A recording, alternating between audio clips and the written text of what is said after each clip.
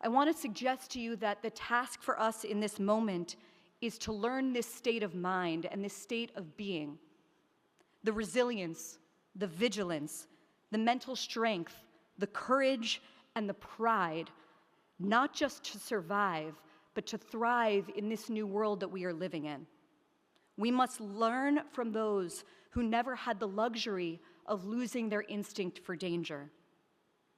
And that begins by articulating first to yourself and then out loud what you know, because only then can we get serious about what being in this new world requires of us. If you find yourself often asking the people around you, "Can you believe?" Well, you need to ask yourself why reality is still catching you off guard. What little lies, what lies of omission, or lies told in the name of being politically correct or polite are you telling yourselves, even today? Here's one. We told ourselves that multiculturalism and unfettered immigration were good because we had benefited from both, because they had made our own lives possible. But we need to get serious about their limitations, because what we're seeing right now in Europe is that people from profoundly anti-Semitic countries do not check their belief systems at the border of the Western world. Do you want to see what happens when people are too scared, too cowed to discuss that problem plainly? When they are too worried to say plainly that some cultures are more tolerant and inclusive than others? Look at what is happening to the Jewish community in Amsterdam. Look at what is happening to the Jewish community in London. And if you think what just happened in the Netherlands can never happen here, I urge you to take a very, very hard look at our history. We also need to get serious right now about who our allies really are, and to be able to say that some of the best defenders of our community, like Richie Torres and Douglas Murray, are not Jews themselves, but that some of the biggest sellouts of our community are. We need to level with ourselves.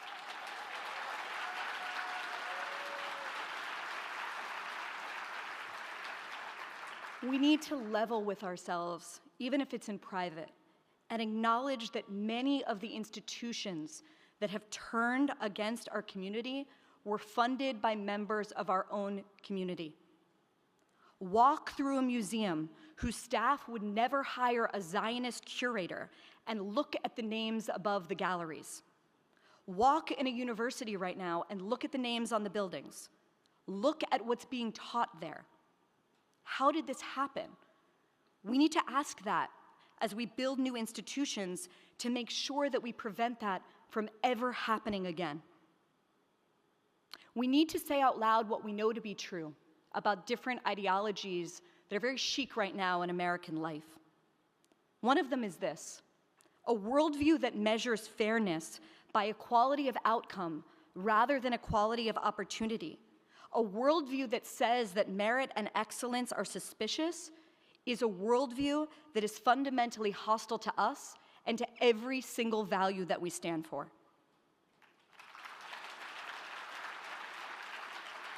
We need to be able to say that the politics of the mob, from whatever side of the aisle, will always be dangerous for us, and that those who insist right now that the voice of the people or the voice of God are wrong.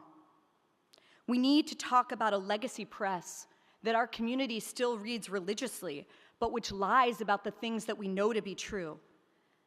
The legacy press would have you believe that the hunt for Jews in Amsterdam was just a scuffle between football hooligans. That is no less a lie than suggesting that the phrase Sig Heil merely means hail victory. We need to say out loud that anti-Zionism is anti-Semitism, full stop, and the idea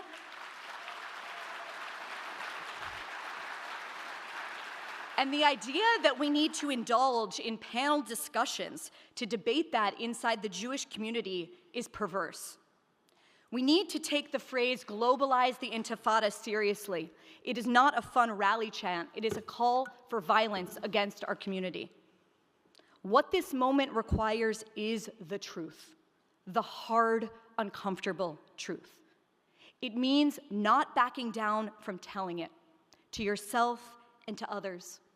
It means holding your leaders to account when they fail to deliver, and not just following them blindly out of convenience or convention. It means realizing that good ideas and good people, they don't just win on their own. They need others to elevate them, to defend them, and to promote them. If all of this, if this moment that we're in feels deeply uncomfortable, that is because it is. As my friend Alana Newhouse says, if it feels like the end, that's because all beginnings do. If it feels like the end, that's what beginnings feel like. And all new beginnings feel uncomfortable. But we have choice in this end and in this beginning. We have agency, we have power, and we have the blessing to live in America. So we can continue to offer bromides about how the arc of history bends towards justice, and how politics is a pendulum that naturally reaches its midpoint, and about history is a story of progress.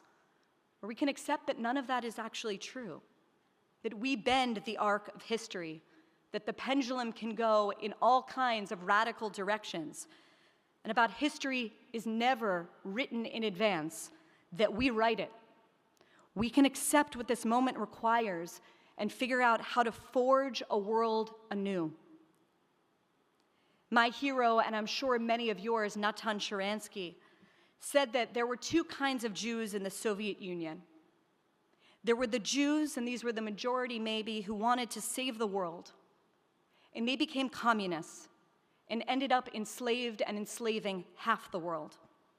And then there were the Jews who wanted to save other Jews, who wanted to save themselves in their families. And these are the ones that we remember and elevate and honor as the refuseniks, the dissidents who refused to go along. They were the ones who ended up bringing down the Soviet Union and saving the free world. History is back. The old world, the old normal, it is not returning. It is on us to build the new one, and it is on us to ensure that it is free. Thank you so much.